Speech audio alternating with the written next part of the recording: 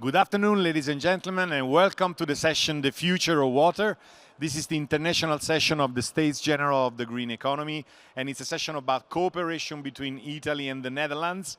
Netherlands is the champion in water management, I think, in the world, and Italy is one of the most important countries in Europe about water use and water management. So we try to start some possible cooperation on 3 items. The first one is about technology, how technology and innovation can help to reduce water losses in water consumption. The second one is about adaptation and resilience to climate change. And the third one is about water use and water management by the industry sector. These are the 3 sessions. There will be a matchmaking, a possible matchmaking between our 2 countries. So let's welcome on the stage the ambassador of the Kingdom of Netherlands in Italy, William Van Ee. The floor is yours, William.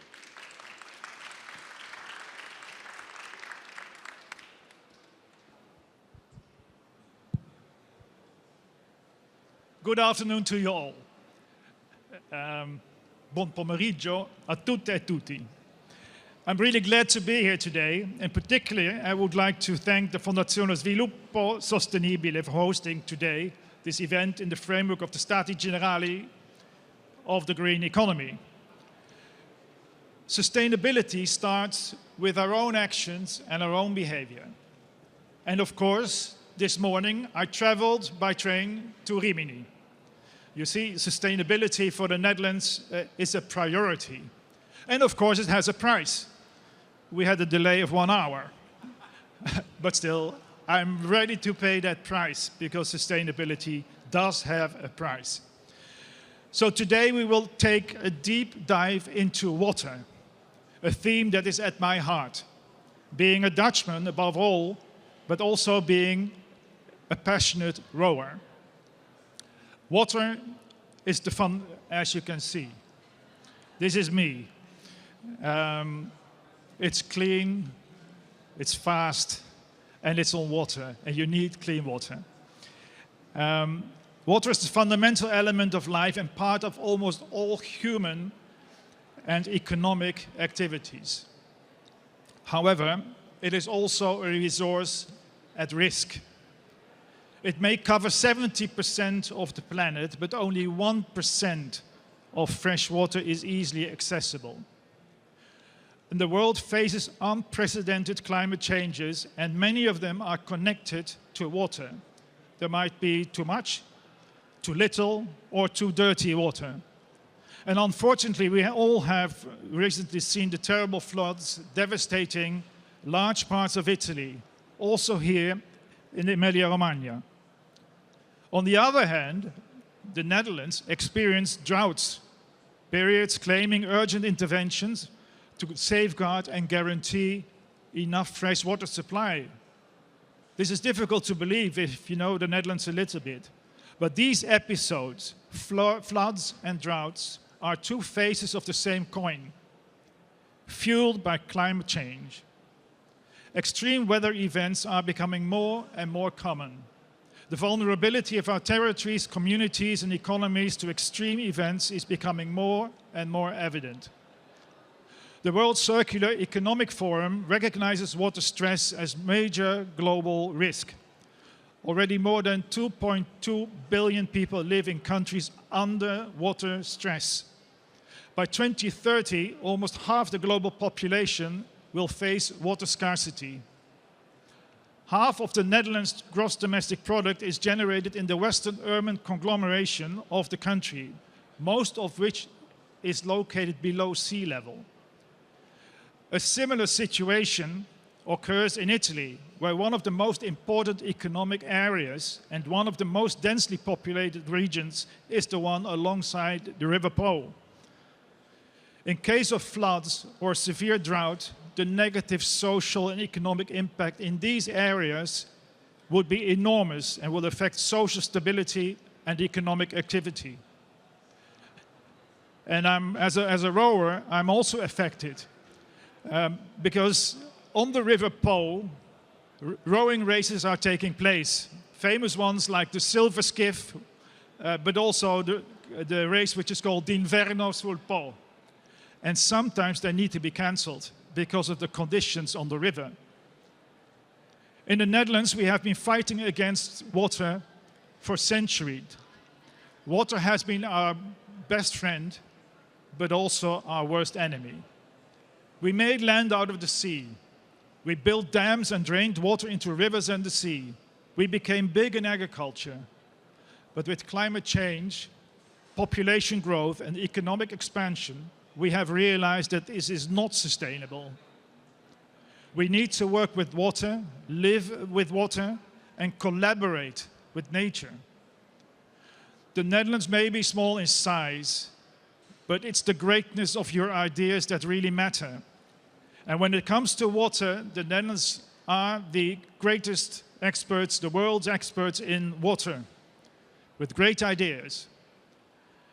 In the Netherlands, the water sector is strongly interconnected, and we adopted a collaborative approach through public-private partnerships in which the government engages with private businesses and water management knowledge centers.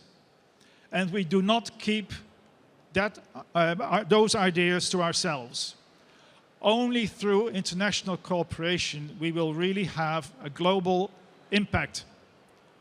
And also today here, at this important fair, the Ecomondo, we share these good practices and the hard lessons that we have learned in the past, both in terms of policy making and at the more practical level. Together we can build a sustainable future, a future in which water will be our friend rather than our enemy. Italy and the Netherlands can lead by example and show best practices together by building on existing complementarities between our economies, and I'm confident that this will bring us mutual benefits. Now back to this photo. Me as a Dutchman with an Italian rower in the national Italian team going to the World Masters in Libourne in France last year shows that a cooperation between Italy and the Netherlands can be very fruitful. Now today, Italy and the Netherlands are teaming up as well, and this time to secure the future of water. I wish you all a very fruitful meeting. May this lead to more Italian-Dutch cooperation. Thank you for your attention. Thanks very much. Thanks very much, Ambassador, for very nice words. And I have to tell you that something already happened in the previous days. When we organized this conference, we had some speech with the speakers trying to understand, and they already, the Italian and Dutch companies, already matched and started to say, we can do this together. So this tells us something, that we are talking about two mentalities that are very similar, even if we are distant in kilometers. I don't want to say exactly what I mean, but we have some neighbors where we don't have the same friendship, like the French one. I don't know. I married a French one, so I am allowed to say it. And we are still married. I don't know how, but we are still married. So what is important, as you said, is the ideas and the open-mindedness to cooperate. So what we think and what we hope is that this workshop today can be a small seed that can make some possible plans to grow. Thanks very much for this. So the workshop will be organized having a Dutch and Italian speakers, one and the other, sometimes to try to match the contents. So I would like to start with the water envoy for the Kingdom of Netherlands, Maaike van Ginegen. She sent us a video talk. You know, the Kingdom of Netherlands has a water envoy who is very busy to export all the technologies around the world. As the ambassadors say, they are leaders at world level about. So let's hear from Maaike. Good afternoon, and thank you for inviting me to say a few words through this video message. I'm sorry I cannot be with you, because I will be traveling to Vietnam during this time. First of all, let me thank Raimundo Orsini and the Sustainable Development Foundation for organizing the States General of the Green Economy and for partnering with the Netherlands in this specific event. In my capacity as the water envoy for the Kingdom of the Netherlands, it's an honor to speak in this session, about an issue that's increasingly urgent worldwide: water management, water security and water safety. From severe droughts to floods, drinking water and sanitation challenges, the global water crisis impacts millions of people and ecosystems, especially as climate change intensifies these challenges. Access to sufficient and safe water is fundamental for health, for economic development and for environmental sustainability. Water is also the engine of climate adaptation, essential for resilience as we face more extreme weather events and changing environments. As you may know, the Netherlands has long been committed to innovative water management. We have centuries of experience in flood protection and resource management. Last year, the Netherlands co-organized, together with Tajikistan, the UN Water Conference. This was a historic gathering where we brought together world leaders, businesses and experts to create the Water Action Agenda. This agenda of over 800 commitments lays out a roadmap for tackling today's urgent water issues. This requires cooperation among countries, governments, knowledge institutions and the private sector. It's true for the Netherlands, and I believe it's equally true for Italy. Our two countries have unique strengths and experiences in water management. There's so much that we can share, that we can learn from each other, that we can accomplish together, particularly in terms of water governance and innovation. This is why events like today's forum are invaluable. We exchange know-how, discuss technologies that work, and develop collaborative strategies to address shared water challenges. A key area of such focus is data and innovation. By harnessing new technologies and advancing water analytics, we can monitor water resources, predict shortages, and optimize water use. This creates solutions that are both scalable and sustainable. As climate resilience becomes increasingly critical, water management approaches that can withstand and adapt to changing conditions are vital. Italian and Dutch companies and knowledge institutes, with their combined expertise, can lead the way in developing and sharing these solutions. I encourage each of you to embrace this vision of cooperation and commitment. Together, through our shared knowledge, we can pave the way for a future where water is managed sustainably, resiliently and equitably. Thank you, and let's continue to lead in creating a more sustainable and water-secure world for Italy, for the Netherlands and for all of us. Thanks very much to Maike, and she encourages to start cooperation, so I start with the first cooperation of the match between an Italian and Dutch speaker. This first session is about the policies, and we gave the name to this panel, policies that may work, that should work, that must work. So let me welcome on the stage, first of all, Steven van Rossum, Program Manager from the Ministry of Economic Affairs, Water Infrastructure of the Netherlands. Hi, Steven.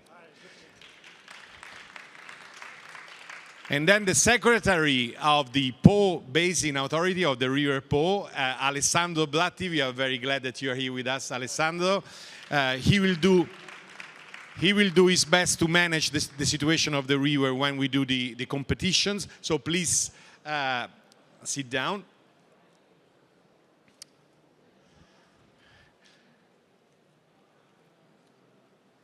So Steven, I would like to start from you. You have a very good experience because you started in a city. You started in Amsterdam, in managing water in a city like Amsterdam. That is like, I have to say, the heaven and the paradise to somebody who loves water. And then you moved to the ministry. So you started with the concrete experience and then you get to policies. Let's start from the first part of your experience, managing water system, integrated system in a city. What can you tell us about this? Yeah, thank you very much. And it's a big honor to be here and to talk about what we can learn from each other. If we can go to the next slide. No, there it works. For the ones who have a question for the not Dutch people who are here, if you look at this picture, where do you think it is? People from the Netherlands are not allowed to answer. Do you recognize it?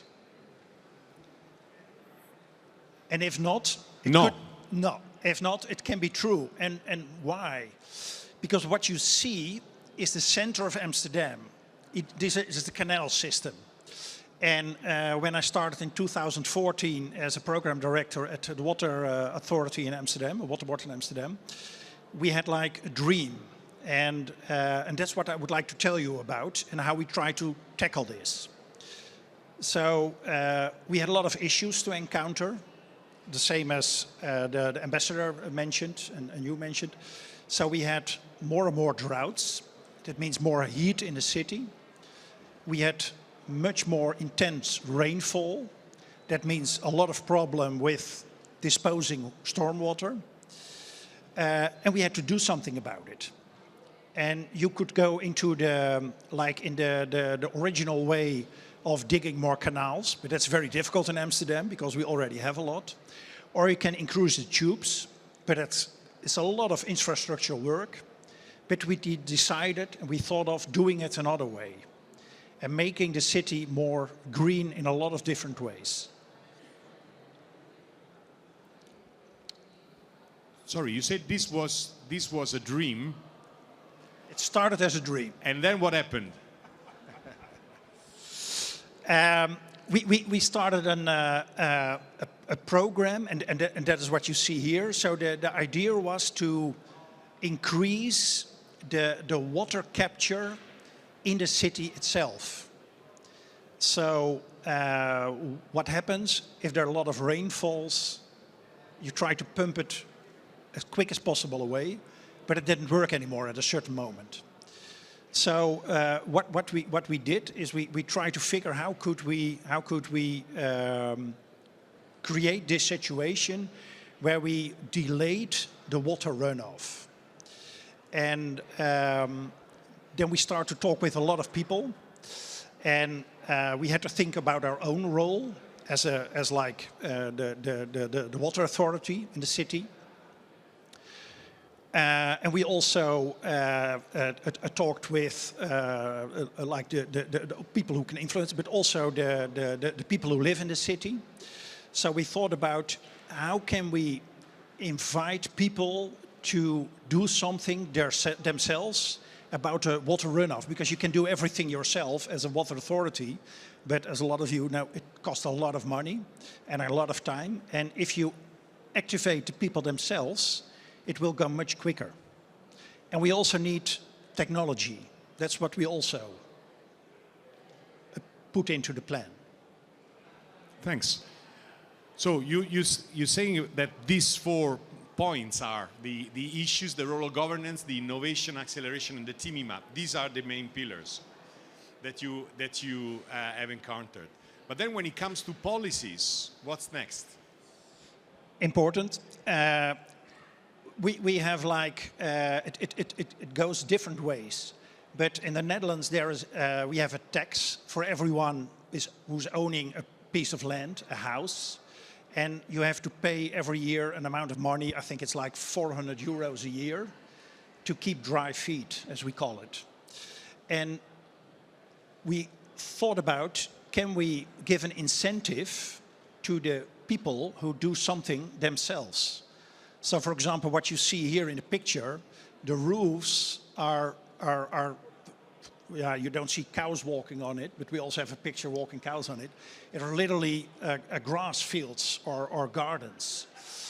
So could we invent something to do this and stimulate it? And but that seems to be a very difficult task, but you have to change the tax law. And that's a role of the government, and that's very difficult, but it is a way to achieve this. But we have to change the national law for this, so that we didn't manage to do this. Okay. So you want to go ahead with your presentation? You have more topics about the more national level, maybe? Yeah, if it's okay, I would yes, do the presentation, and I would like to stand with it. So I want to say something about the role of the governance. I mentioned a little bit. How do we try to innovate? Accelerate the innovation, and at the end, how do we team up? Yeah, these are the things we encountered. This is a situation where we have too much water and we have to put in extra pumps to pump the water away. This is not a situation we want. It's like we say, dump technique and going fast. And this is your area. This is the Po River with a lot of droughts. And there are a lot of similarities between the Netherlands and Italy. 70%. We are not used to think that you have the same problems with droughts and floods at the same time, even in the Netherlands, because we used to think that in the Netherlands you always have a lot of water, but you are facing the same problems we are facing in a different maybe timing or in different situations. Yeah, and maybe for us it came later, because like at around 2010, we start to notice that the change is becoming quicker. We had more intense rainfall and more drought. Drought came a little bit later, but it also started. And like 20 years ago, we couldn't imagine this would be necessary or this would happen in the Netherlands. And it's also the same situation. Okay. Yeah. I want to talk to you about the role of the governance is key in innovation. There is and I would like to start with Mariana Mazzucato. I don't know if you know her, but she's a very well-respected Italian economist. And she wrote a book and she did research about the role of the state, the government in innovation. And what she found out, or what she proved, that like between 80 or 90% of the innovations are led or are being made possible by the public, by the government. Everyone thinks Google, and they also do a lot, but 90% of the innovations, almost 90%, is done by the government. So the role of the government is extremely important. And that's also what we found out in Amsterdam. And that's also Thanks also for mentioning Mariana Mazzucato, the Italian economist. She's one of the few ones pushing for this in Italy. Yeah? Exactly. Yeah. Yeah. So a few things are necessary. It's the legislation. You need to have legislation, otherwise it's a very important factor. You need to have budget to stimulate innovation, not endlessly, but you need some budget. Contribute to an ecosystem of innovation, so you have to, it's not only giving money, it's not only a role, but this is also important. It's the role of a government as an early adapter is very important. A lot of companies in Italy, but everywhere in the world, they all have the period, they call it the valley of death. They find something, they invent something, came up with something good, then you have to find a client. And that's very important. And that's also what Mariana says, the role of the government is very important. And then at the end, you have to adjust policy and laws. But if you keep it the same, then you'll run into the problems. Just launched is the Upwater program. And it's a program subsidized for half of the money. It's like a PPS by the Dutch government. And Upwater is a 10-year program for the water tech industry, water tech science. And what does it aim for? We have a budget about 330 million for the period of 10 years. And what we do, and it's a collaboration between knowledge institutes, water authorities, water utilities, in universities. And what we do is we bring a concept, an idea, and how do we get the ideas? For example, by being here, hearing what is necessary, what are the problems abroad, what are the issues we are facing. How can we develop that into a development? There's a phase of scaling up. Then there is like a pilot phase. Then there's a demo phase. Then we have the first reference. First reference in water technology is almost very important, because investments last for like 30 years. So if a water utility will buy something, it really needs to be proven and good. So we help them by doing this. This will help solve the issues, and it also helps the earning capacity. in short.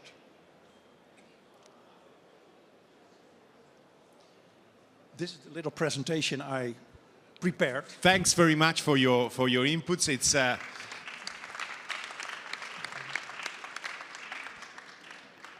one of the problems of Italy, and now Alessandro will tell us a lot because he's leading a battle of mentality, because there is a big political debate in Italy about what you said about the policies, and there is a belief that in order to manage water, you have to build infrastructure and you have to push river, control rivers, you have to invest on cement, engineering things. But then you started from Amsterdam, and it was a very good start because instead of talking about water, you talk about nature.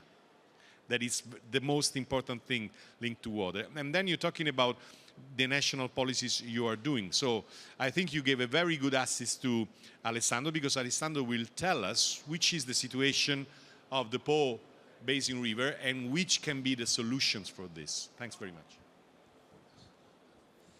No, it's okay. Thank you for this invitation. I'm very grateful to the Fondazione to have this kind of possibility, to have this, to exchange, to have this kind of debate with the Dutch people. Well, as you see, we have chosen a way that is quite different from building infrastructure. I mean, traditionally infrastructure.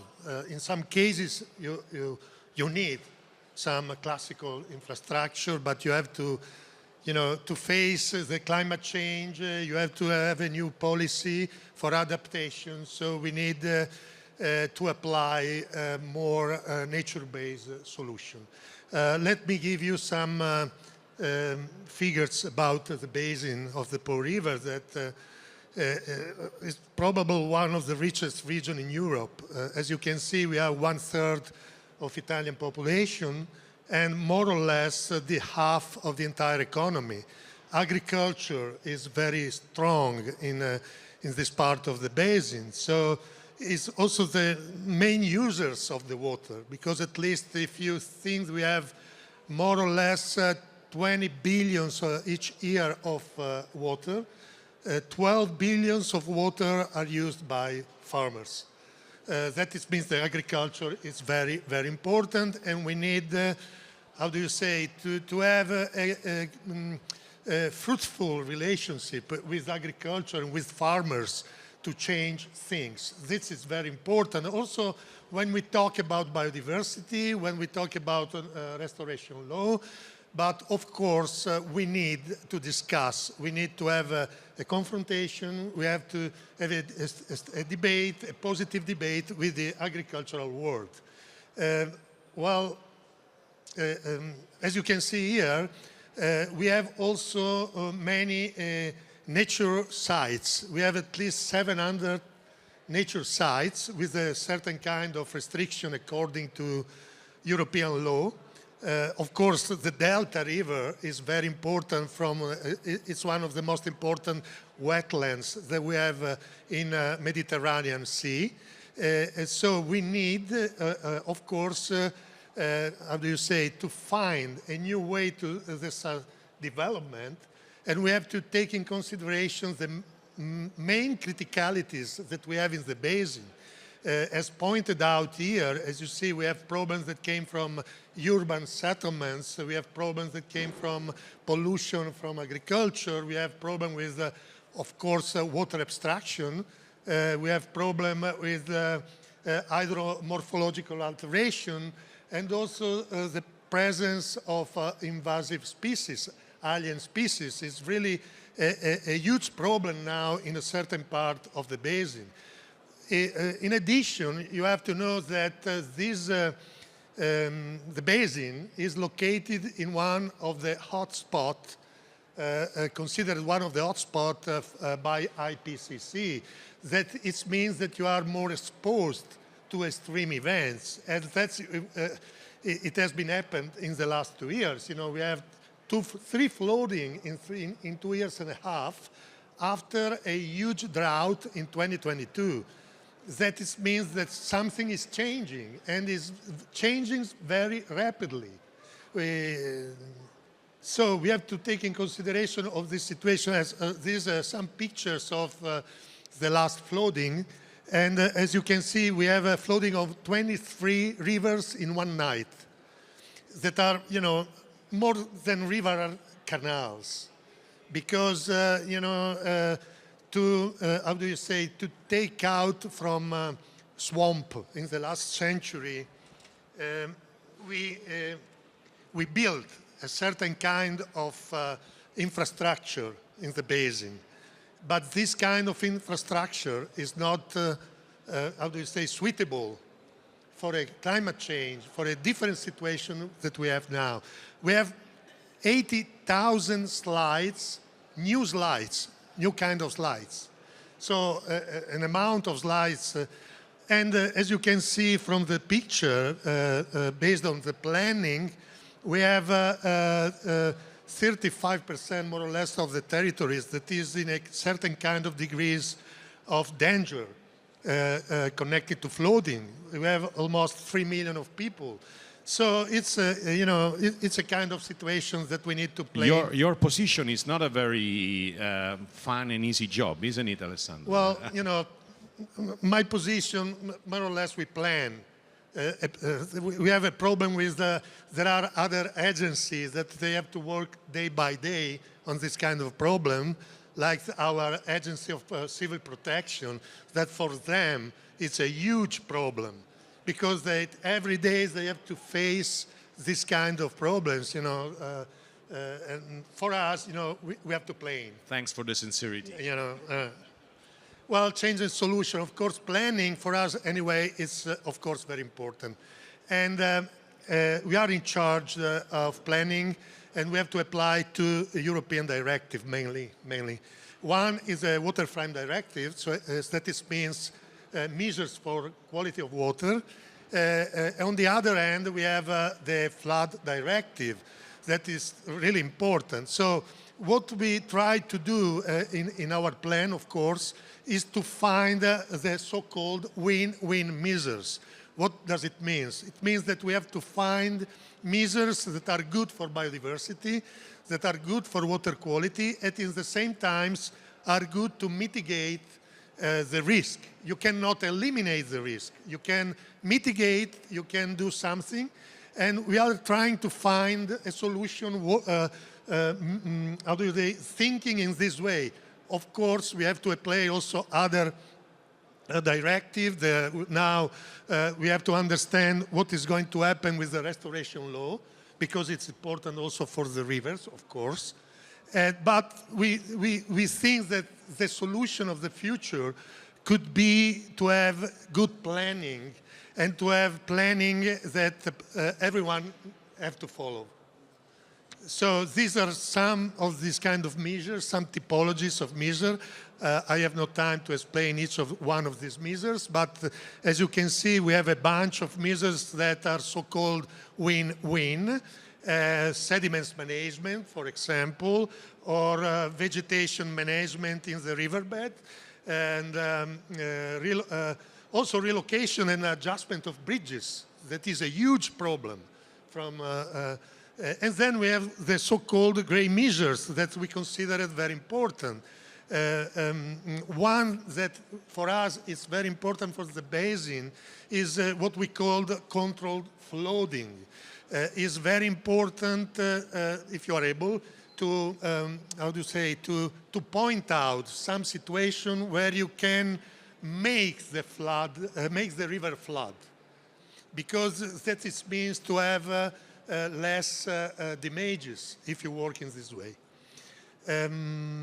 Okay, as Raimondo said, we are also, for us, it's very important to work on biodiversity, because we considered biodiversity a part of the water frame directive. Because to have a good biodiversity means also to have a good quality of the river and of good quality of the water. These are the main, as our commitments, these are the main policy, water quality, ecosystem restoration, and give to make people understood how important is the value of the nature. And also, of course, education and awareness raising is also very important. This is our biodiversity plan that, as you can see, is a project that we are together, the foundation of sustainable development. And we are working mainly on 3 activities. One, we are trying to have a big forum on biodiversity in the next month. The second activity is to set up, to build up guidelines for biodiversity to attach to the framework directive to other documents. And the third one that we consider in particular important, and we talked about this project yesterday in a workshop, is the construction of the nature positive network. That it means to have a network of firms, of industry, of business sectors that is their main activity, the main goal in our vision, put biodiversity as one of the main goal. So it's working very, very, very, very good. It's a project, of course, ongoing. The other 2 we consider best practices. One is this huge project that it was financed by Next Generation EU. We call in Italian PNRR. It's a very bad acronym. Anyway, we have 7,000 millions of euros. The project is called Po Renaturation. That means, as is written here, to intervene, just to give a kind of restoration of the nature, and at the same time also to, to mitigate the risk. So this is a huge project, and we plan this kind of project that is ongoing, of course, because we have to respect the deadlines that is in 2026. Last but not least, also from cultural point of view, we considered this program of the UNESCO that is called Man and Biosphere very important for us, because we are trying to involve all the municipality along the river in a huge program, and to start to follow sustainable development, and to find a new way for development for these communities, and to make these communities stable along the river, because now all the people are leaving. And so we are working, because for us it's very important also from the mitigation of risk events to have the people on the territories. So this is a kind of a program that we consider particularly important. So we have 5 Man and Biosphere reserves along the Po River, and we are working together. We are coordinating all these reserves, and we will have an important meeting in December in Turin with the UNESCO program at the international level, also with the board of the International Board of UNESCO. So these are some of the things that we are doing, to face climate change. Thanks very much, Alessandro. It's a very interesting picture. But before you leave, we know that you have to leave, but I want to make a question to you and to Stephen. Stephen said it's very important that states can invest, and he mentioned Mariana Mazzucato's book. Do you think that Italian government is putting enough money for water management in the strategy or not? Please tell us the truth. No. The problem is that we don't need a new plan. We don't need a new commissioner. We don't need anything of this stuff. We need programs, and we need programs on more years, in 10, 20 years, because we know that we need money, and a lot of money. So we cannot put all the money in 1 year. But we need to have a program to invest money. not too much money, but money every year. That is not happening, unfortunately, in this country. Thanks very much. And the ambassador promised me that he's not telling this to the Dutch government, so you can tell us, do you think that the Dutch government is putting enough money on water management or not? Yeah, the thing is, we have, I think... No, you have to say yes or no. Oh, yes or no? Oh, no, so-so. So-so. It's very diplomatic, ambassador. Very. So thanks very much. Thanks. I think this was a very nice start about the policies, and now what we're going to do is to get into the real world of good practices. So we will talk companies and they will tell us some practical things they are doing, some innovation. And the first panel is about water data and innovation. How can the innovation, the artificial intelligence, the smart innovation help the water management? So I would like to call on the stage the two companies. The first company is Spatial Insight. So Ignas Worm, the co-owner of Spatial Insight, please come and sit down, buongiorno. And at Gruppo Cap, that is a very well-known Italian company, Michele Falcone, Director General. Ciao Michele. So,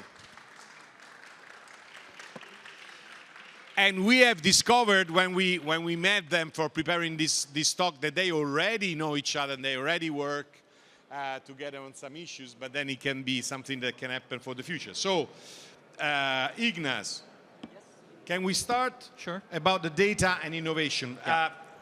We decided to have a boundary that is very practical, so we wanted to say, let's talk about water losses. Yes. Water losses. You know, Italy is the country with the highest percentage of water losses. We do lose 40% of drinking water. But at the same time, we are the country that has more availability of water. And this sometimes may be a problem, because when you have a lot of water, then you think that it's infinite. So what can we do from a technological point of view? Well, thank you for giving me the floor. Allow me to stand up. And there's many interesting things already mentioned by Stephen that I will respond to, but also to your comment about the availability of water in the Netherlands, because we all... let me talk shortly about Spatial Insight, the company, and also to already... No hurry. This meeting will last until 9 o'clock tonight. So, there will be a dinner with and also a water tasting from all the different regions. I didn't bring the Dutch water. I should have made it. Just a picture to show that we are in the Netherlands serving the Dutch drinking water utilities in reducing and maintaining the low non-revenue water percentages, but also in Italy we are already serving 5 utilities in the challenges here. You were mentioning this Italian non-revenue water, 32% according to this reference. In some regions it's more, in some it's less. In the Netherlands we are really, really low on the non-revenue water. So 95% of the drinking water in the Netherlands that is being produced is actually being paid for. Now the fact that in Italy is different. Netherlands is flat, so we have low pressures in the network. I know that Italy has a different cultural approach to drinking water supply. Sometimes water is provided free of charge to public users like fontaines and hospitals and schools. Sometimes, so deliberately, there is no metering. Yeah, if you don't meter, you don't. But this is a deliberate choice. So these high losses it's not all water that is being lost, but it's also due to different approach of dealing with water. But Michele, please correct me if I say something wrong. So if you think of the Netherlands, you'd like to think about massive amounts of water being discharged to the sea with 70 cubic meters per second, which is all true. We have this interesting. I need to give some feedback to the presentation of Mike. I saw a former picture of the Afsluitdijk, because the Afsluitdijk is actually being rebuilt. It's increased the height of the Afsluitdijk, one of our waterworks. And the interesting topic, but please disagree with me, is I think the protection against high water, the protection against flooding in the Netherlands is one of the few non-political issues. So we have a lot of debates in the Netherlands about migration, about sustainability, about care, about etc., etc. There is no one in the Netherlands is disputing or is asking questions about quite substantial budgets that we spend on flood protection every year. We now found out that the 12 billion euros that has been planned and assigned and allocated for flooding and high water protection will not be enough. We need to have another 500 kilometers of dikes, of waterworks, improved, extended, increased in height to protect us from the sea. This will cost another 10 billion euros of money. I have no single doubt that this money will be found somewhere on the national budget without any question. But maybe, Ambassador, you disagree, but I think I'm quite proud as a Dutchman that this is so in our veins. It's so important to protect us against the high water that we spend every euro that is needed. Still, we are this water-savvy country. We are proud about water. We row, we swim, we drink, we fish. Still, we have 2 Dutch drinking water utilities who have warned their customers, that new customers, that they not longer can guarantee a water supply to all new customers.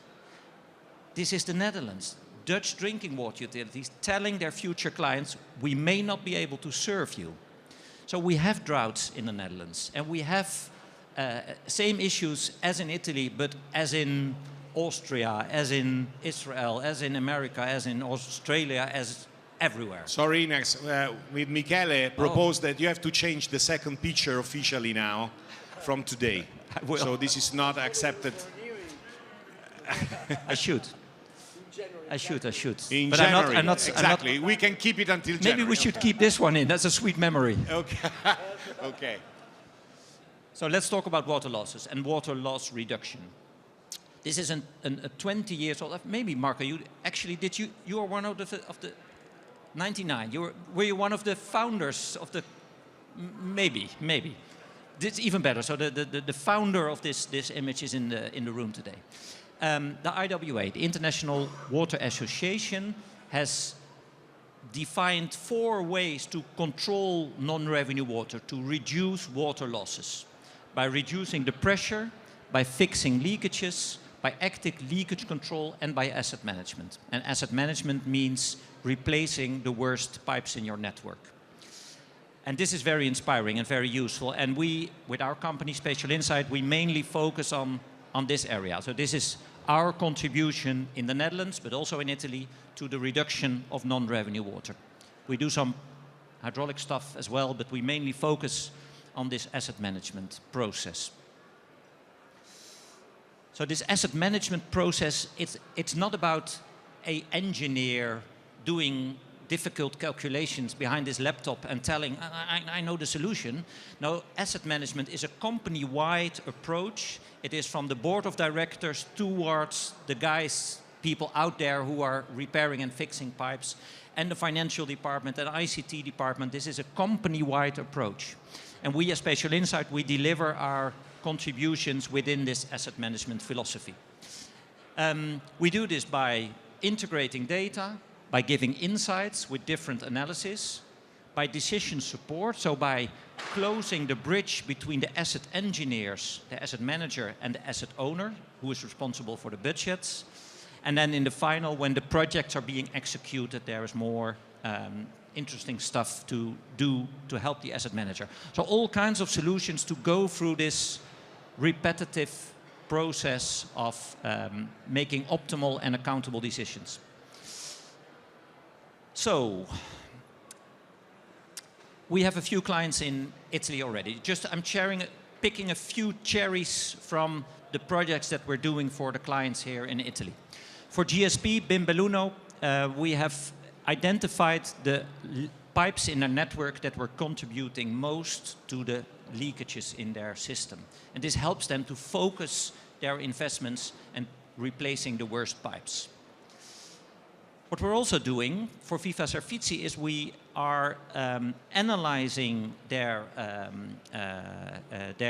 the historic failure frequencies of different pipe materials as a function of age. So this is the age of the pipe, this is the failure frequency, and by making clever, I can talk for hours about this, but I won't do, we find this theoretical relations between the age of a pipe and its failure frequency.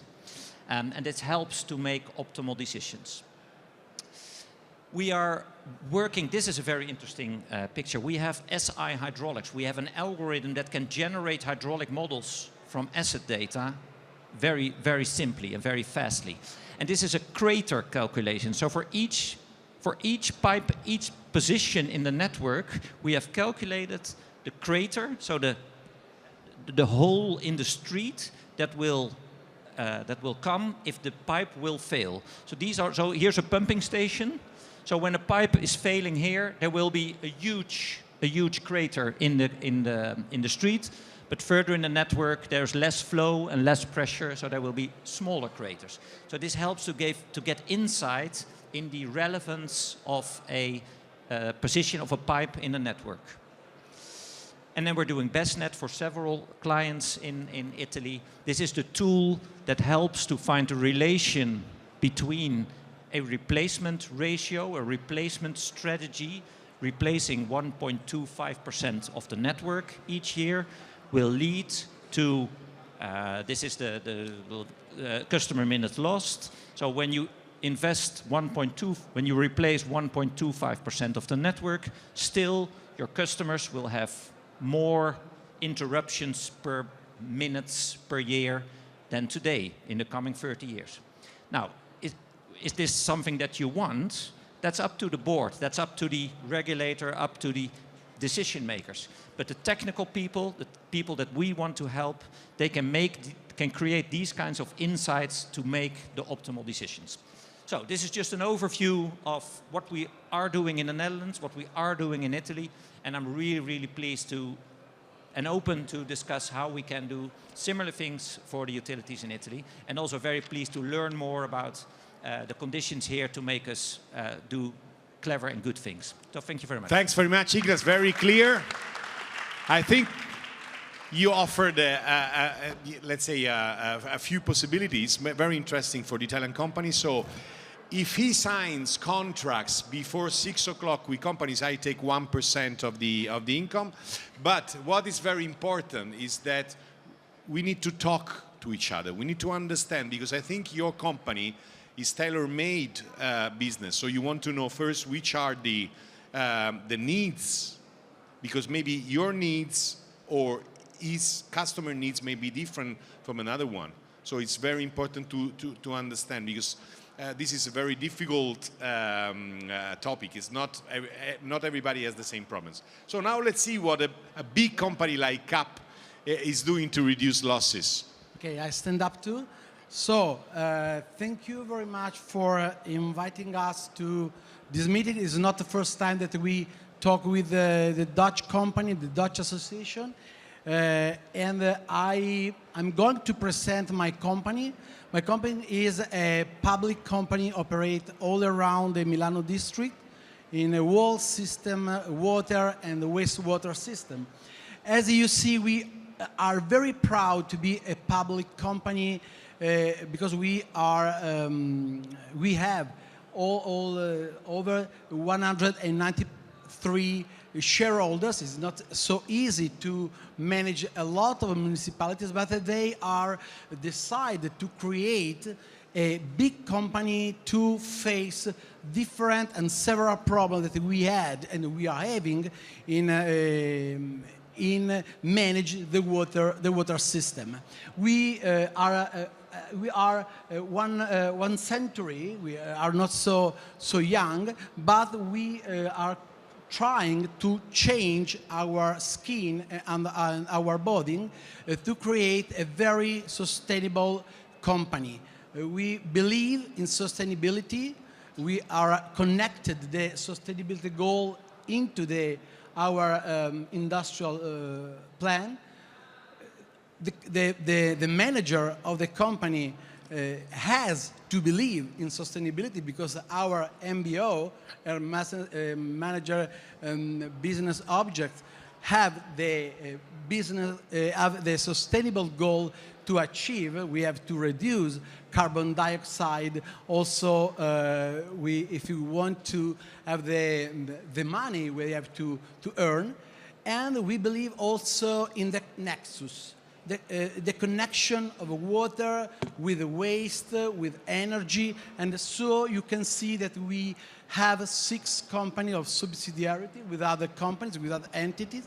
In waste, in energy, we have 2 incinerators, one for the waste, the other one we are building for the sludge to transform the sludge into energy and into phosphorus from the ashes. But also we believe in nexus with the other companies, especially with the public companies like us in the Lombardy. There is the train, the main train of the economy. All the water companies are public, and we are strictly believe in the connection with the other water company. For example, first of all, with the Alfa Varese is the company that operates in the Varese district, but we also have connection with all other companies on the region. Why is it so important? Because we are not alone. If you believe in sustainability, you have to face the problem not alone, but connecting with the experience, with the knowledges that we have to learn, obviously, also in this panel. As you can see, the data, the number of the company is put the company as one of the biggest company, public company in Italy, and I would like to underline that the company of the treatment are more than the company of the sewage or the aqueduct, because the water district is not be binded in the administrative borders, and obviously it is strictly connected with the different territories. So for this reason, we really enjoy to share our knowledges, our experience with the company, with the Italian company, and also with the Dutch company too. Going to the focus of my speech, I have to plan of our plan for reducing water and reduce the water losses. We have a very huge investment in reducing the water losses. In Italy, the water losses is considered the main shame of a water company. Also for our authority, the M1 is one of the indicator of technical quality is considered as a heavy of 30% of their meaning, and so we have decided to invest a lot, over 80 million, for reducing loss in our territory, and for this reason we won a grant of 42 million euro from PNR to reduce this. We have an holistic approach and a very circular approach to achieve these goals, and I'm going to talk only about the yellow one, so the district of aqueduct network and smart metering, but I would like to show that, for example, IT infrastructure of network modeling or control room are one of the biggest investments that we have in this period, and we are having this investment not only has CAP, but only has a network of public companies that decide to have scale costing working together. Going to the district and to the smart meter, first of all, the district is a way, as you know, to reduce the network in smaller areas, able to be analyzed and able to measure. This is a way, obviously, to are able to intervene immediately and also to have a measure more confident with the leakage. We have a lot of work that we are doing. As you know, we have decided to go in this project that have to end at the end of the next year. So if you see in the May of this year, we are here, and in August they are going on. So we, at the next meeting, I hope to present you this map all green, because we have to not refund the PNR funds, so we have to achieve this goal, obviously. The second part is smart metering. We have decided to change a lot of smart metering devices in our territory. As the first speaker said, the national average is a range of over 42% of losses. In Lombardy, we are in 23.4%, and our company decided to go under the 20% and have the target to 15% by the end of concession. It was a joke before, because I said that the 15% is an European level, and because it obviously is including also administrative laws, but we obviously try to achieve and go forward to the Dutch percentage. As you say, the total funding is is almost 80 million euro. It obviously is able to realize radar, acoustic sensor, and the other kind of supplier that we are putting on the floor after European tenders that were able to find, to discover every kind of new technology. Several of us that we already saw, for example, in IWA, in different associations, that we are able to find the innovative technologies. This is the area we are.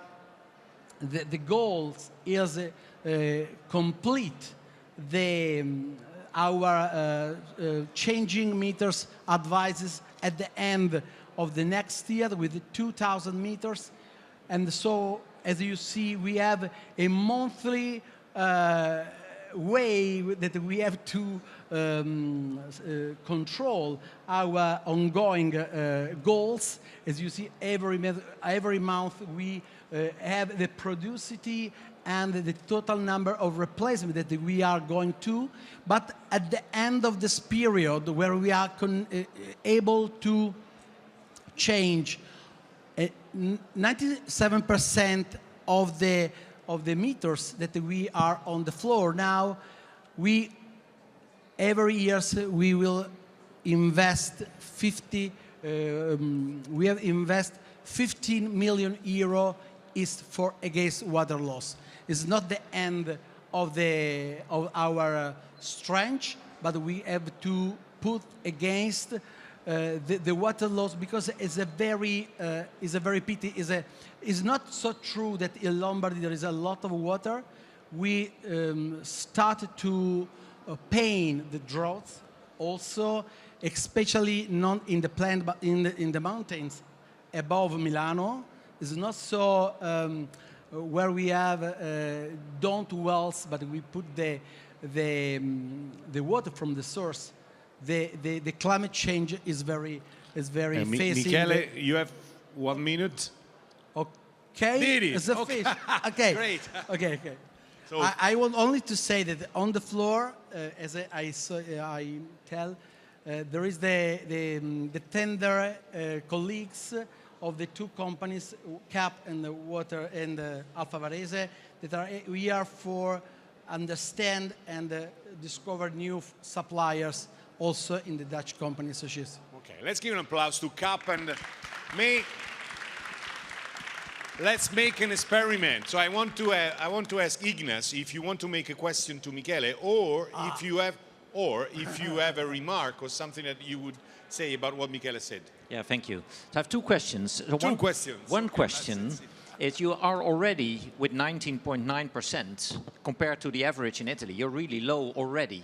So how did you manage to get to this already quite low percentage? And my second question is, you're talking about smart meters, about new meters, additional meters.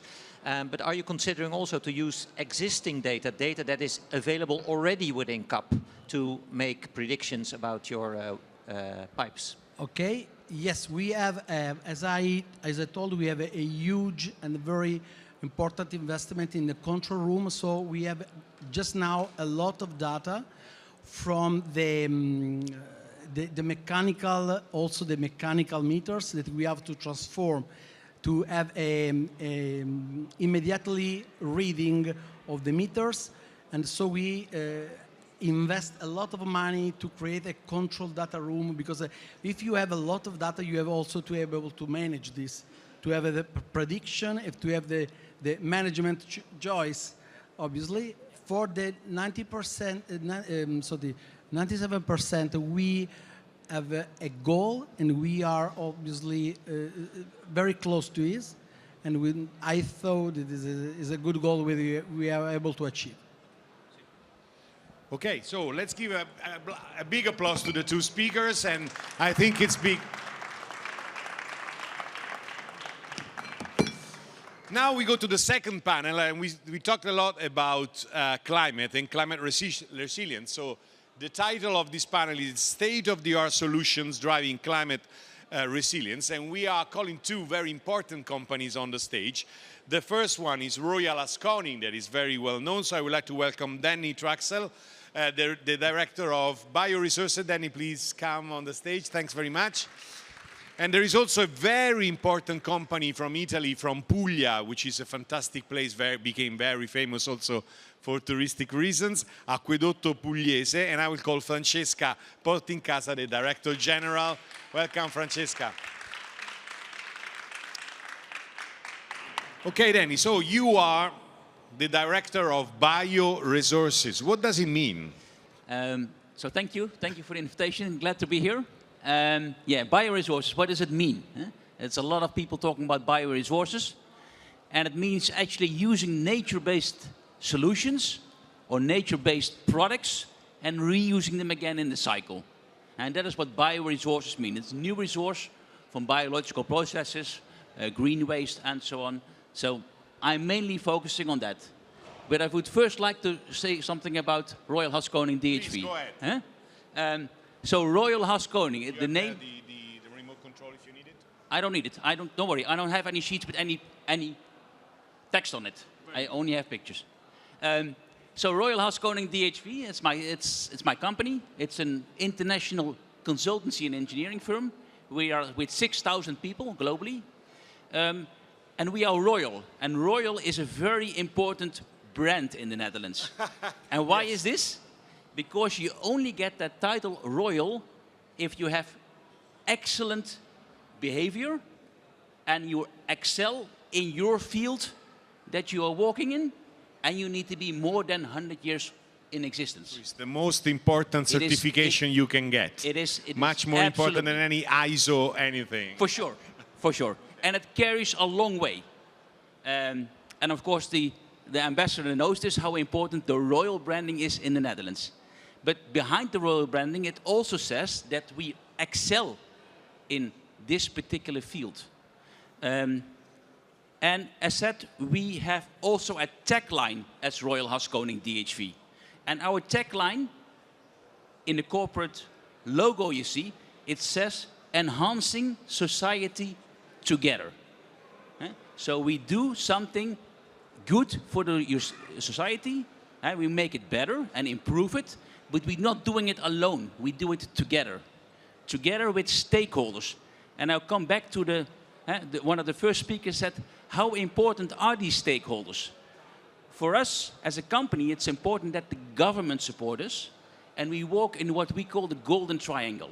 It's a cooperation between the government, who takes care of the funding, the universities and the knowledge institutes, which has a lot of smart people, and commercial companies, like ourselves. And by having this cooperation, you can stimulate specific innovations. I learned this as a triple helix, isn't it? Correct. This Correct. comes from the Netherlands. Yeah, well, it could also come from the Netherlands, not necessarily, but it's very important and it's a very basic principle of doing business in the Netherlands.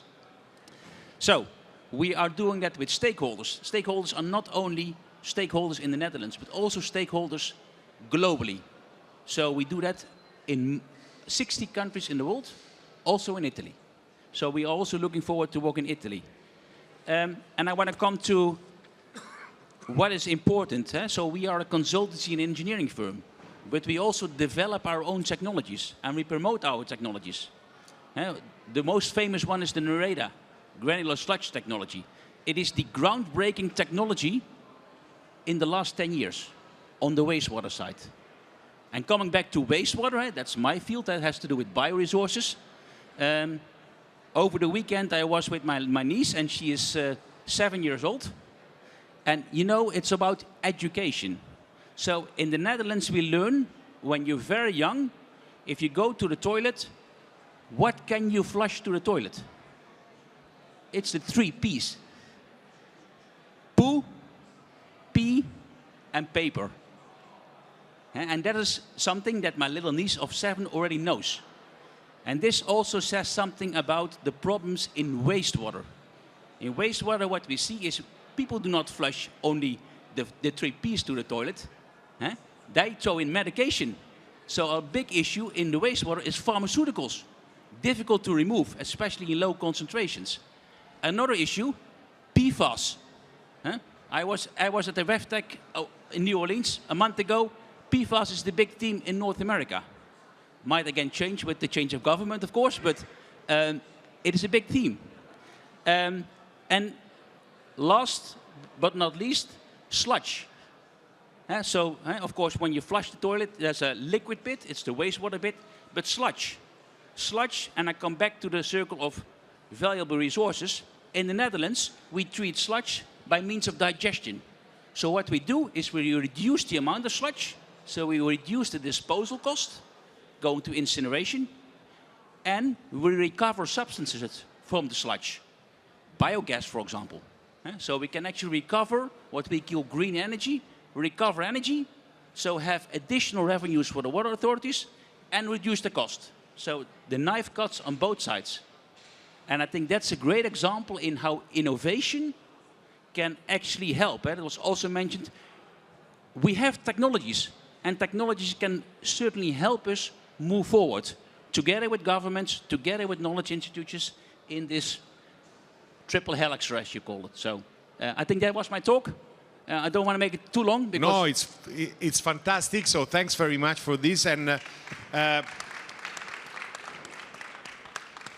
you made me think about the need of culture and including the stakeholders in a company strategy. This is very important for our companies. In Italy, it's very important to educate on water issues. We've seen a lot of environmental programs in the schools, but water is still something that it stays behind. So we need to invest in this and follow your example. So let's go now to the very south of Italy, but to an excellence that we have in Italy, Acquedotto Pugliese. And I wanted to ask you about 2 concrete solutions in particular, that is desalination and smart metering and smart management. But please let us know first about your company, and then you get to the technologies. Thanks. We are at the opposite part of the world. You have too much water, we have no water. Our roots are in water scarcity. because the name of Puglia is from the Latin a pluvia, without raining. Really? Yeah. So the region without rain. The region without rain. In the ancient time, one poet named Orazio says, I come in siticulosa, in a region that needs water. Because we have no river, we have no lakes, just wells, just deep water and raining water. So we change our destiny when one young engineer think that he can change the river and bring the water from a river named Sele that is naturally in Tyrrhenian Sea. He changed and put in Adriatic Sea. And so 120 years ago, we have water.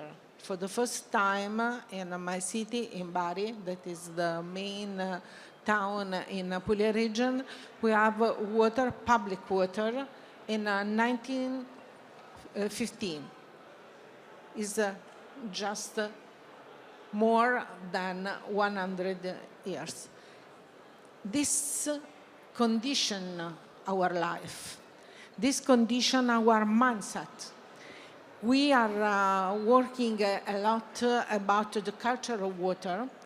We are with stakeholders, but with young people, with schools, and we teach the importance of respect water, because we must respect water. You said that from the sewage, wastewater treatment plant, we have sludge that are riches. I see that from wastewater treatment plant, we have two products: water, good water for agriculture, not only for agriculture, but we use in agriculture, and sludge that are for the fertility of the earth. So we can change water. But now we need more water. We are a fantastic region, beautiful. You have the sea, the beautiful sea, the more clean sea in Italy for 4 years consecutively. Have you been to Puglia, Danny? No. So this You is a must formal come. invitation. You have now a formal invitation.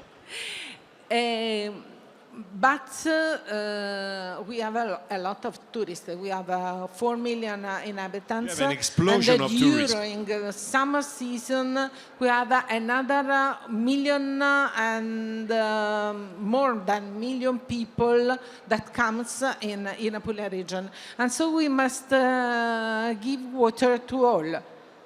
In this way, we need have more water, and the first solution is the opposite, not the desalination plant. But the first is less leakage. And for this, we implement technology, smart water management, that is a mix from technology and earth and brain. Because only technology can give us nothing. Technology needs of brain and heart of people, because we must work together. But in my company, we are 2,400 people, and we generate other workers. All these people is working for the water, for the environment, for change the destiny of a Puglia region. And so we must reduce losses. We must preserve water. We must have less water from the lakes, from the other regions, because maybe we can have in certain part of Italy a kind of war for water. Because in these months of scarcity, in other regions, someone says, why I have not water and Apulia region have? Why in Apulia region people have water till in at home, and in my region for 12 hours in the day I can't have? It's not for the competition in the lake or in the reservoir. It's because we, with smart water management, reduce losses. In the past, about till 2022, we cut from the environment more than 500 million cubic meters per year. Now we reduce, in this year maybe reach 470 million of cubic meter. Is important, but is because we are monitoring the run of water from the source till the people, with smart metering, with a lot of sensors, and we manage and monitoring water quality. That is important in the same way of water quantity, because if I have a lot of water but it's bad water, I can't drink. I can, if it's not safe, I give a damage to people.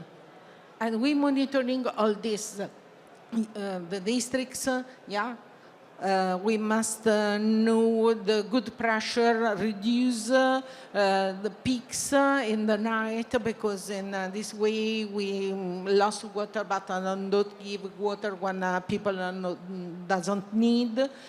And a lot of our technology, our control room is in Bari, but manage all Apulia region, because we are a public company, all owned from Regione Puglia, and we manage the biggest part of Italy in the hand of one manager.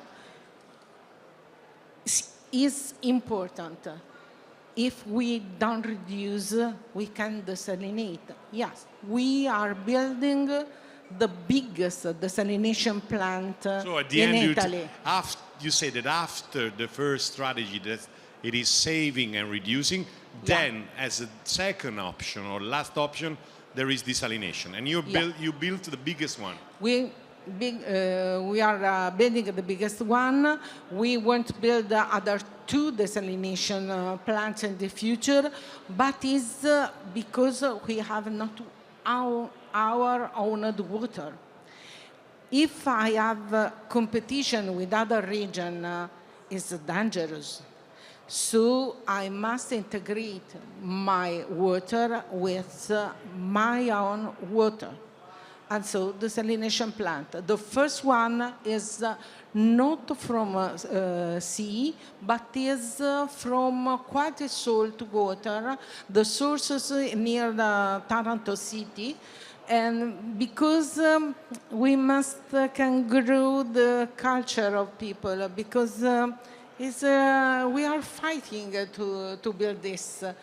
Some people say it's not good water, it's dangerous, it is consuming a lot of energy, and we explain we are the desalination plant, but it's don't consume because we have solar panel, and the water we bring from quite salt water. The most important word is not pollutant, because some people links desalination plant with pollution of the sea. It's impossible because from the desalination plant we obtain salt and we put in the sea, but it's a concentrated salt. In Israel, they give water to Jordan because water, if we want, can unite. But now water can be a big problem, and we must change our mind. We must work together. It is important that southern part of Italy is talking with the northern part of Europe about water, because in this specific case, we have the opposite view of water, the danger of view, less water to more water, and we can work together to change this and the destiny of the entire world. Thanks very much, Francesca, for this very inspirational talk. When will you inaugurate the plant desalination? In 2026, When because is a he wants to know the date because he's going to be invited there. Okay? But can we make he this can come in Italy to see how we reuse water, to have a big olive trees, and he can taste olive oil. And now I offer he said some wine. wine. Because offer wine. Okay, we made a deal. Thanks very much to these speakers. Thanks. You see, Ambassador, it's very easy to make business together with Italy and the Netherlands. Now we go to the final and last panel. This is something very interesting for companies and for the business and also for the manufacturing sector.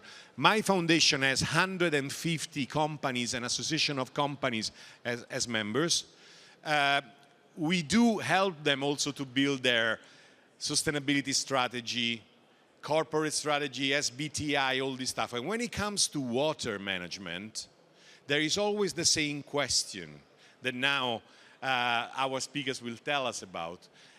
If the water doesn't have a cost, why should we invest in reducing losses? Why should we invest in recycling them? Let's wait. This is what's happening. Loredana, is it true? Is it correct? So I think Italy has the need to talk about cost, environmental cost and sustainability cost. You know, CO2 has a cost. Water losses, they have a big cost. So now I want to call on the stage two companies that are doing more or less the same job and then already thought about cooperating in the future. So the first one is Jotem, and I would like to welcome Bert Jansen, the sales manager of Jotem. Welcome, Bert. Thanks. And the second one is Step Tech Park, and I will welcome Loredana Manier on the stage. Please come. Okay, so Loredana will tell us about the situation of Italian companies and what they are doing as a company to help them fighting against this problem of profit or no profit. But what is the situation with companies in the Netherlands about this? Companies want to save water because it's a matter of economy, it's a matter of sustainability, it's a matter of reputation, or how do you see it? Well, you started with the right question. It's about cost. Simply said, water in the Netherlands is almost for free. It's too cheap. So there's no incentive to start treating it differently. We just take it for granted, and after oxygen, water is the most important thing in life. So we spend money on vacations and cars, but we refuse to spend money on water. And that's a mentality that needs to change. And it will change because at this moment, and Ignas also addressed it, water companies in the Netherlands are now telling industries, we will supply you the water for your toilet or your kitchen, but not for your process. So the key word in the Netherlands right now is reuse. We give perfectly good water to industry and to households and to process. and then we throw it away after it's a little bit dirty.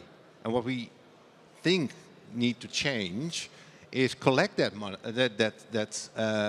dirty water, which is not that difficult to clean it on spot. So not centralized, put everything together, and then reuse it again. So that it's rethinking and reuse. But cleaning on the spot is mandatory already everywhere in Europe, so they must clean it. What we are fighting for is to recuperate and recycle after cleaning and not discharging on the rivers or in the sewage system. This is the main topic. So which technologies can you offer on this issue? Is this the start of my presentation? Sorry? Is this the start of my presentation? Yes, this is officially the start of your presentation. Okay, well, I would like to... Thanks. I would like to start my presentation with a question to the public. Think about like 25 years ago, at least when you have that age. And today, and this is about solar power. Who has solar panels on the roof of his company or his home? So, but which of you are still connected to the grid? Or is it only solar power? So, it's a bit of both. There's a nice word for it, it's called hybrid. And I'm a big fan of it. I don't believe in one solution. I don't believe in centralized or decentralized. I don't believe in that. I think that it needs to be a cooperation with different kind of technologies. And I believe, and Joten believes, that where the water industry is standing today, roughly is where the energy and power industry was like 25 years ago. So that's a little bit where what I'm going to address. That's the main message. So it's change of behavior, it's rethinking, and then on a very small scale, what is a Dutch company from Friesenveen, familiar to all of you, of course, a small city in the eastern part of the Netherlands, trying to contribute. Very briefly, we are a water treatment company. So for 60 years, so that means that in 40 years we will be royal.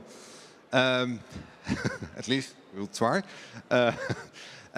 We do all kinds of water treatment solutions, and that's it can be membrane technologies, there can be multimedia filtering systems. We make our own software to control those processes, and that's something that we feel extremely familiar with. So that's the core of our technology.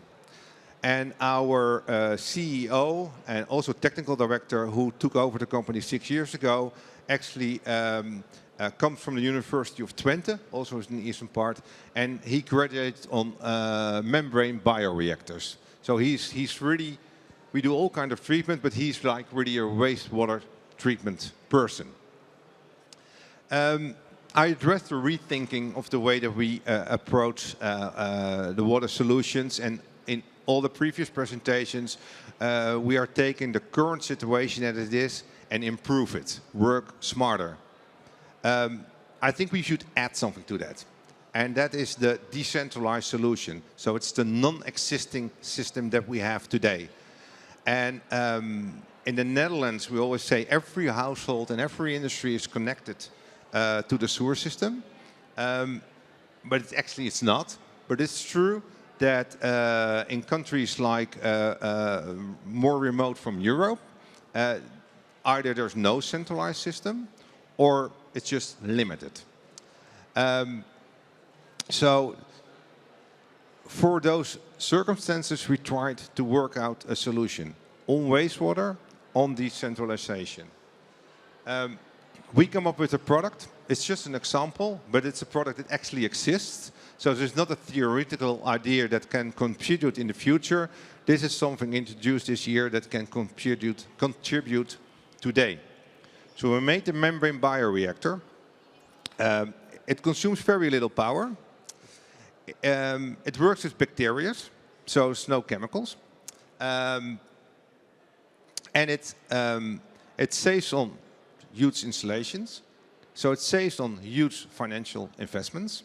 It's very easy maintenance. So there will be, well, at least in our part of the world, the civilization is getting older. and it's more and more difficult to get very good skilled people. So that means build it, install it, maintain it. So the easier the maintenance, the more successful a solution can be. And one of the other speakers also addressed it, the different way of contamination of the wastewater. PFAS was mentioned, medicine remains is mentioned, drug remains is mentioned, and centralized existing systems struggle to keep up with those kinds of contaminations. So if we can enlighten their operation a little bit by adding decentralized systems and dealing with the pollution on site instead of collecting it and then try to solve it, it's where decentralized solutions can contribute. So is it versus? No, I already give it away a little bit, the answer, hybrid. No, it's a combination. We should cherish the installations that we have. We should improve them. And we should look at areas globally, how to deal with it. And of course, in first income areas, we have these huge centralized systems, and there will be a little bit of decentralized solutions. There's the mid-income areas where there's already a start of centralized systems, but often it's too expensive, all the examples I mentioned before. And then the decentralized solutions can be a very nice add-on. And there's what we then today call the third world countries. There's no centralized system. But then think back at the time that we had telephones. They never had this telephone on this, where they did the calling. They swapped 50 years of telecommunication technology and directly went to cell phones. And we believe that those areas will never make huge centralized infrastructure because of the financial impact and the complications. So they will directly go to very smart, decentralized solutions. So the challenge is, it's our mutual problem. We will have to pay more. We will probably have to behave differently. It's a little bit like, also mentioned, going to electrical vehicles. Range anxiety. 10 years ago it was impossible, but technology, battery technology is catching up. We are changing our behavior. We accept the change, and then we can make it work. And we are a very strong believer that with the combination of all these technologies and all these inventions, innovations, we will deal with water pollution and wastewater treatment. That's my presentation. Thanks very much. This is a very interesting solution. Loredana, do you want to make a question to Jotem about this? For example, I would like to make a question first. This is for how many families or how many aggregates? So, well, per blue elephant, let's take an average of anywhere between 100 and 150. And then one of the launching customers is the Dutch army. And they just tell soldiers, you are allowed to take a shower 2 minutes per day. Okay. So they say, oh, it's 200, easy. And another launching customer is a luxury resort. And they're not going to tell their guests that they can't put on the shower all day. So they say, no, let's take 50. So okay. Do you think this solution can be viable for in Italian maybe situations or domestic things? I love innovations. For me, it's a beautiful idea. I don't know if you are ready now, but I hope, because it's a very nice idea. Okay, so let's see. Let's work on that. Yeah.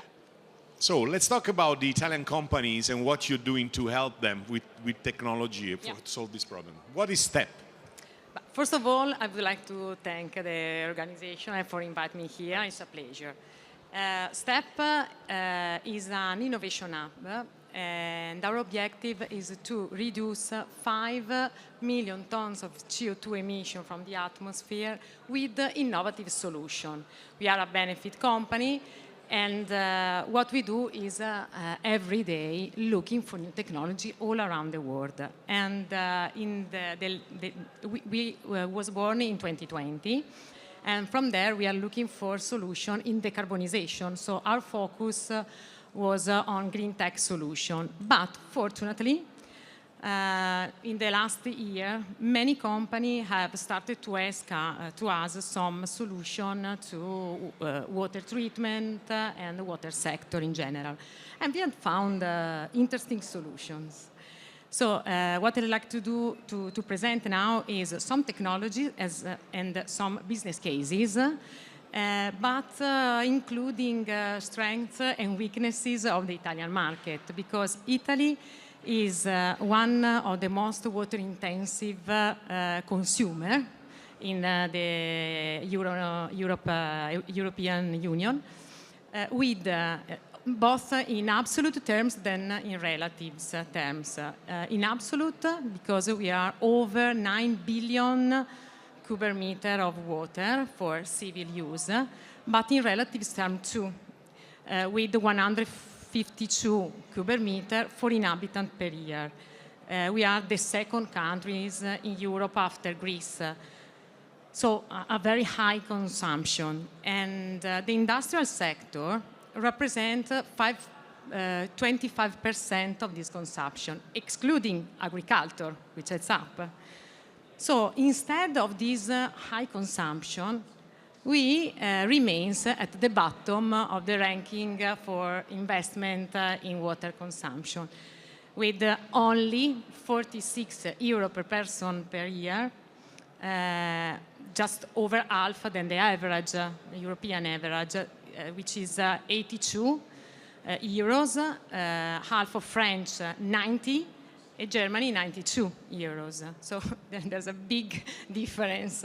So why there's a big difference, and why don't companies invest in water treatment? The first response, but said before, is the price.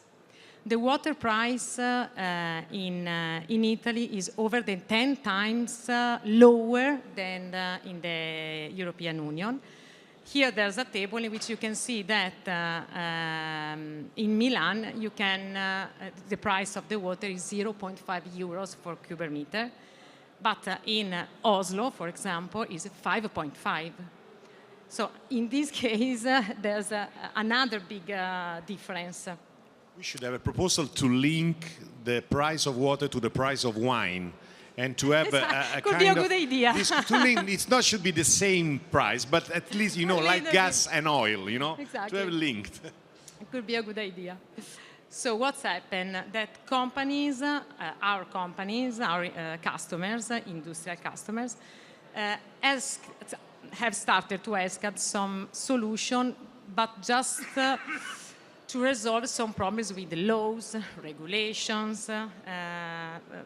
Today we have mentioned it before, PFAS. PFAS is a very important topic.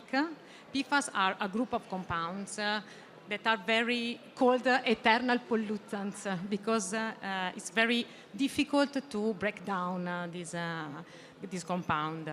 But the good news is that there are technologies that can resolve the problem. Here, for example, European is working a lot on this item, and there are some limits already active, but European Union is considering a total ban of PFAS. So some companies are interested in finding a solution. An example is this solution exists. And it's very interesting because this solution uses a process that combines catalyst and electrochemical oxidation, and is able to destroy until 99% of some kind of PFAS. Not all kind of PFAS, but some kind of. Here you can see an example. But it's very interesting because there are no pre-treatment, there are low cost of energy.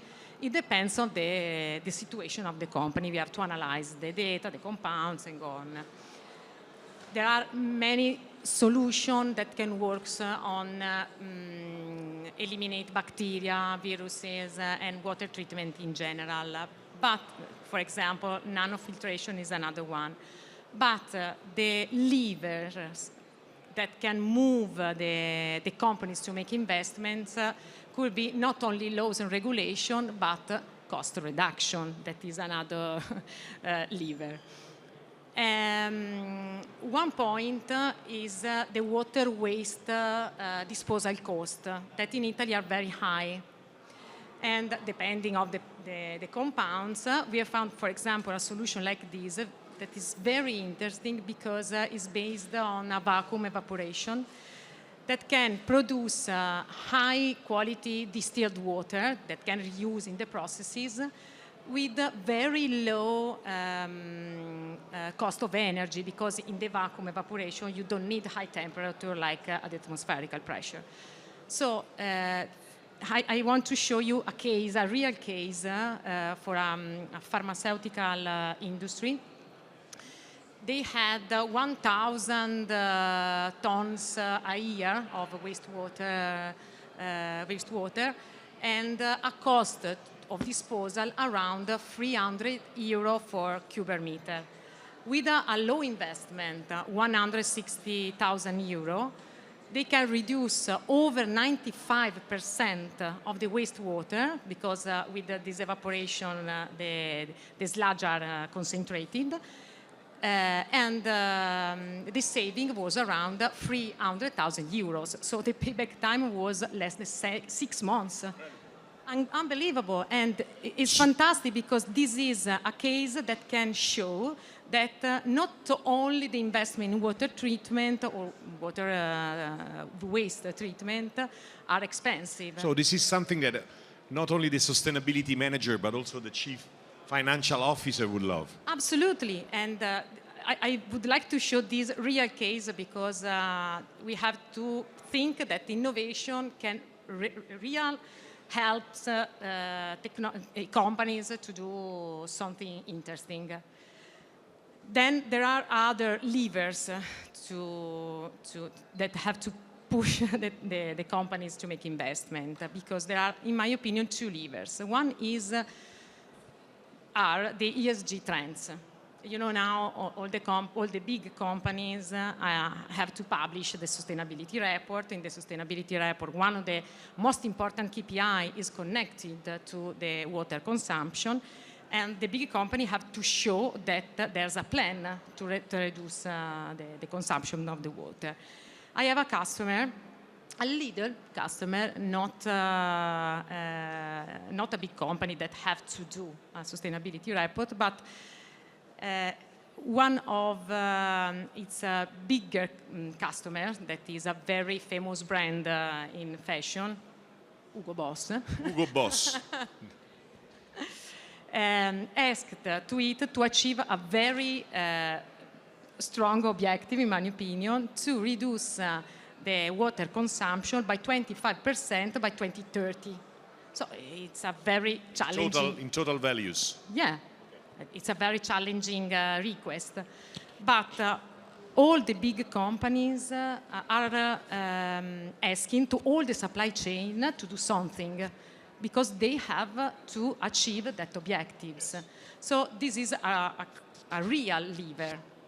The other one is, in my opinion, the business risk. We are speaking before a lot of the climate change, the increase of the temperature, the increase of the overflows, and the water will be more precious and scarcer.